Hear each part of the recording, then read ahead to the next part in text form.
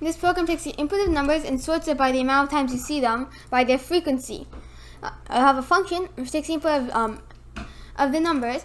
I have a hash which starts off as nothing. I'll for loop through the numbers, and if I, which is the thing that's flowing through the numbers, is in the hash, it will increment it, counting that it's found there one more time, and if it's not in the hash, it'll make it 1, counting that it's found there one time. We'll then have output, and then max.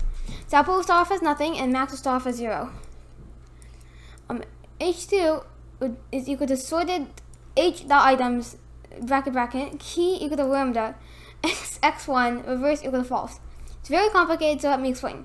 Sorted will take the input of tuples, which is this, brackets with 2 items in it, and then h.items will make the hash, which would have like 2, 1, like this, 2:1, because it finds 2 one time, and I'll make it into this. That's what h.items, and make it into this array.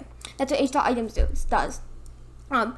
And then it'll have key equal to lambda. Lambda is an undefined function. It's just a function undefined.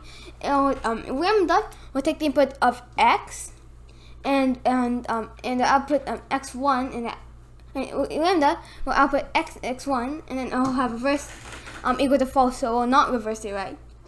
And then using sorted, that would make everything sorted, which would be 2, 1, 3, 1, 1, 2, 4, 3. Lambda has x and x1, so sorted will take x1, it will sort it by x1, and x1 is the amount of times you see the number.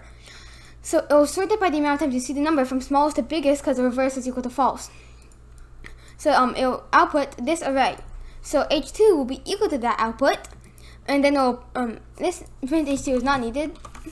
Then add will start off as nothing, and expected will start off as h201, which is 1 in this case.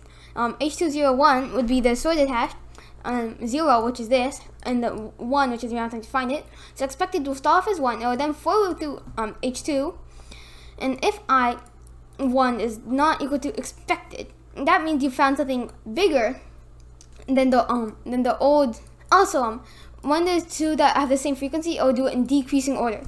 And when you find something, then it'll append I0, which is the next one, to add, and then it'll have expected equal to that, equal to the I1, which is the amount of time you see it. If you find an if I1 is not equal to expected, that would mean that it finds something that's not the same, that doesn't have the same frequency in the array. So it'll sort add, it'll then go through add backwards, and then for loop through the amount of times you see that number, you see, which in this case would be h add j. So the normal hash would take add j, which in this case would be when the first time you see expected, not I1 not equal to be expected, would be 1, 2, which would be 2. So that means that it'll have in this case it would be 1, and then it'll see that it'll see the amount of times using the hash. I'll see the amount of times it using the hash it has 3, and then using the hash I'll see the amount of times 3 pops up, and then append it to the output that many times.